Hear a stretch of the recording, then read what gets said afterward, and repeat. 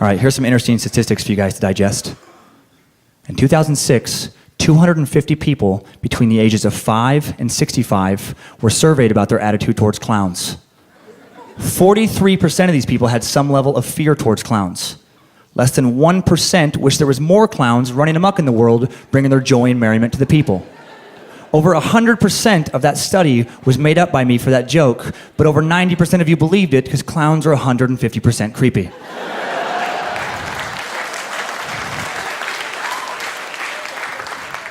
Apparently, this is not common knowledge in New Zealand, because in reality, in 2007, they brought clowns in to a children's hospital to help cheer up the kids. Surprise, surprise, it worked horribly. After this failure, they surveyed the kids for real, and they asked 100 kids some questions. And one of the questions was, are you afraid of clowns?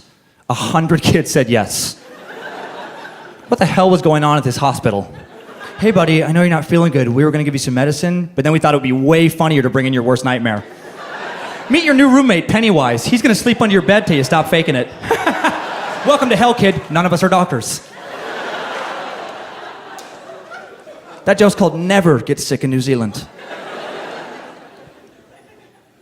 I was terrified of clowns growing up as a kid, starting around age 7 when I saw Poltergeist by myself. Not a good decision.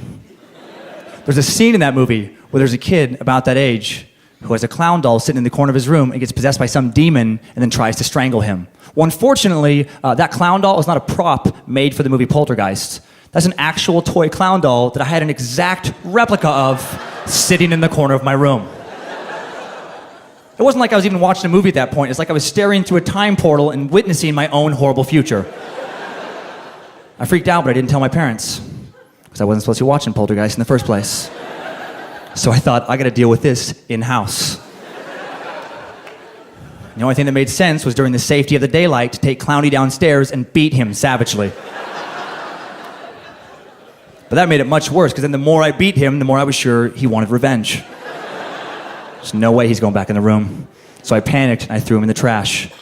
And that's where the story should have ended. And would have, if my mom hadn't taken out the trash that night and thought, oh hey, Danny threw away his favorite toy by mistake. I'll just put him back in the corner of his room after he falls asleep.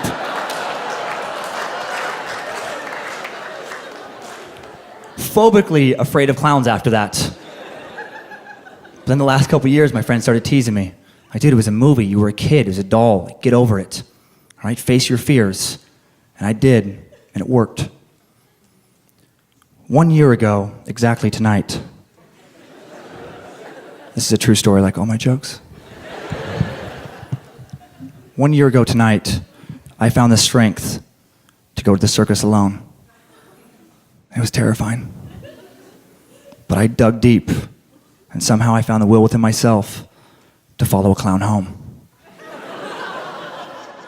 And I waited for that son of a bitch to fall asleep. And then I snuck in his house and sat in the corner of his room.